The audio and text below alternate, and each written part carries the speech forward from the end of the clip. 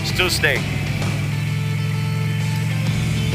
Weather is around the 60s, sunny. It's a perfect weather today down here in North Mississippi. So I figure weather's perfect, temperature great. Might as well take the bike for a ride. So we're gonna take a swing to the Archipelago Lake.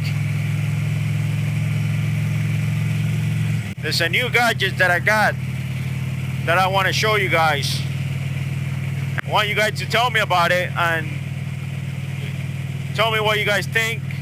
And probably, if you can, comment on the bottom and see, give me your opinion. But once I get to the same spot, we're gonna talk about it. Other than that,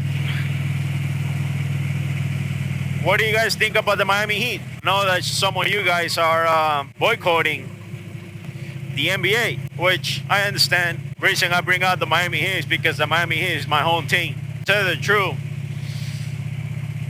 if you ask me to name any of the players right now, the Miami Heat, I don't know any. I've stopped following quite a few years ago when I left Miami. Just because of the fact that they're gonna play against the Lakers, I'm probably gonna root for the Heat, even though it's my home team, but I was kind of on the sideline, not following the NBA.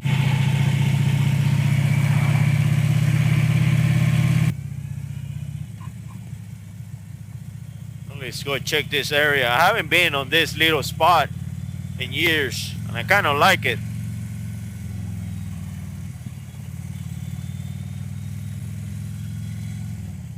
The only trick here is to make the turn. That's the tricky part here. To make the turn.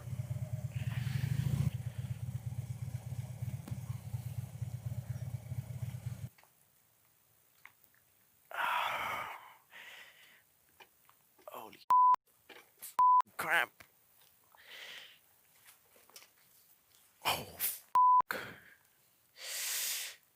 Damn. It sucks getting old, man.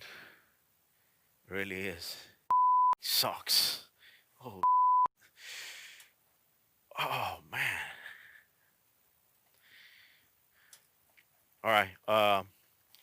Let me get set up here, and I will answer the last thing I was talking about, the Miami Heat and the Lakers. Okay, guys, I had to change locations. There was too much traffic.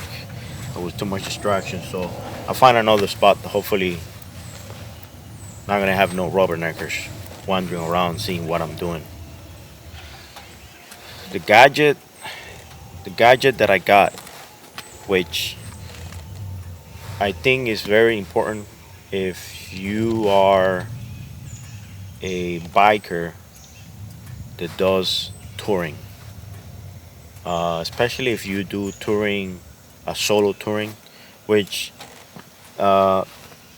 majority of the time for me, when I done touring on my motorcycle, it's been pretty much solo. You know, I done solo plenty of times to Arkansas, to the Smokies, you know, until the last year I kind of started doing touring with some of my coworkers, and but for years since I started touring, I purchased a tracking device, a GPS tracking device. Here we go. There's another marker here coming. Like I was saying before, a few years back, I used to use a different tracking device, which is the Spot Gen3. I used that for quite a few years until they changed the pricing plan. You know, they weren't that flexible anymore, so I got rid of it. So for the last couple of years, I've been kind of keeping my eyes on the Garmin um, InReach, which is this one, the Garmin InReach. It does the same thing as the Spot Gen 3, but this one I think is a little more intuitive and a little more better.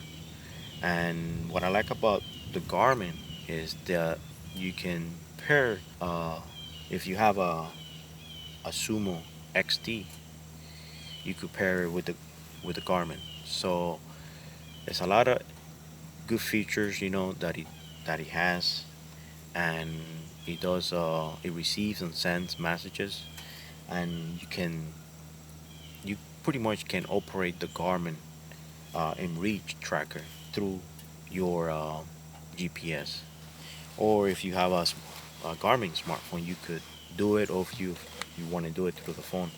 But I figure, especially for a solo rider, I think it's very important, especially if you riding on areas that are very isolated, like the Smokies or you know, etc.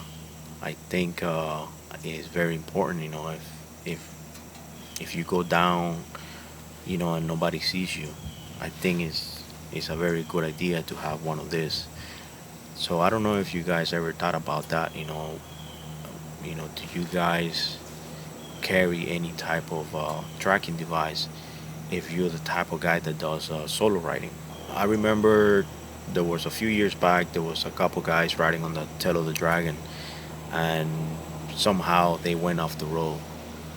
One of them passed away, the other one got stranded down on the dragon somewhere, on the bushes. And he was stuck there for, I think, for a couple days until a couple bikers stopped on the side of the road and heard the noise. So that was around 2014, I think it was. I'll see if I find the news clip on the internet, and I can maybe put it in here. A man survives a crash on the Dragon, spends nearly 30 hours unnoticed and hurt in the nearby woods. And now he's sharing his story. Good evening. Thanks for watching. I'm Robin Wilhoit. John Becker is off this evening. That crash happened Saturday morning when two friends were riding motorcycles together on the Dragon in Blount County.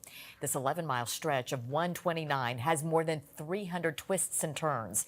It's the site of multiple wrecks each year, including several fatalities.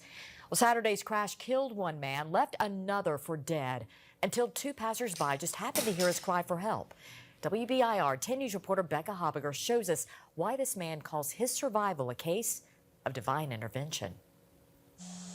So many different things came together to allow me to survive. Kevin Diepenbrock and his wife Courtney are spending the week here at UT Medical Center. 12 broken ribs. A fractured spine, road rash, and bruises. Diepenbrock says he's expected to make a full recovery, but he's mourning the loss of his work colleague, friend of 3 years, and riding buddy, Phil Polito. Phil's a guy that could bring anybody together. He just had a great personality. The two had spent weekends in recent months riding motorcycles together. This past weekend's trip to the Dragon was supposed to be their last ride of the season. Phil had lost a little bit of control, and I was probably a little too close. And we collided, and we went toppling down the embankment. Officials say they found Diepenbrock exactly 105 feet from the pavement. That's the distance from here to here, only down the side of a mountain. From where he lay, Diepenbrock was not visible from the road. Whenever I heard a bike that had quiet exhaust, I tried calling out for him. He had his phone with him, but because there's no service in that remote area of the mountains, emergency calls and posts to Facebook did not go through. Trying to save my battery, but I also had made several goodbye videos for people to watch because I honestly didn't think I was going to make it out. Eventually, nearly 30 hours after the crash, a car happened to pull over near Diepenbrock, and his cries were heard. No doubt in my mind, it was divine intervention. There's no reason why people should have stopped where they stopped. Now he and his wife will return to their Louisiana home as he recovers. God definitely had his hand over him that day. And he had guardian angels looking out for him. But that's where it got me thinking about, what if in a case of an emergency, you riding solo and you go down, nobody see you, and you stuck in the somewhere.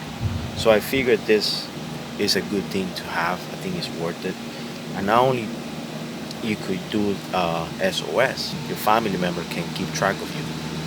I'm not gonna go through the tutorial, because I'm not pretty good at tutorial, but I just want to bring awareness about, you know, do you do solo riding?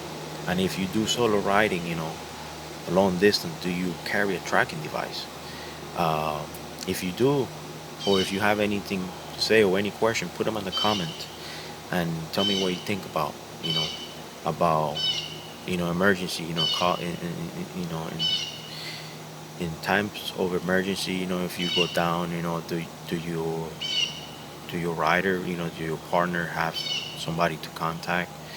I know that a few months back, Black Devil made a video about that, about case of an emergency, you know, who can they contact you and stuff like that, and that's a good idea, but also I think having a tracking device is a good idea too. So put them in the comment and tell me what you think about, and let's create a conversation about this very, I think, very good safety device.